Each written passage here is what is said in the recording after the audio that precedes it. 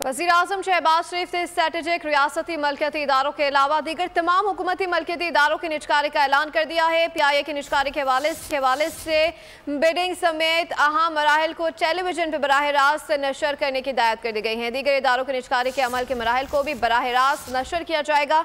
मज़ीद जो आए थे नुमाइंदा बोनीस फहाद चौधरी से। जी फहाद चौधरी, बताइएगा।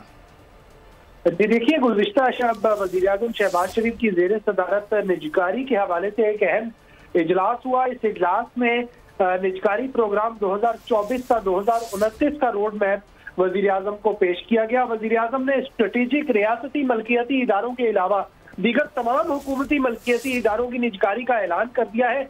वज़ीर-ए-आज़म ने कहा कि मौजूदा स्ट्रेटेजिक इदारों के तमाम इदारे, चाहे वो नफा बख्श है या खसारे में, उनको प्राइवेटाइज किया जाएगा। वज़ीर-ए-आज़म ने हिदायत की कि तमाम वफाकी वज़ारतें इस हवाले से जरूरी कार्रवाई और निजकारी कमीशन से ताउन करें।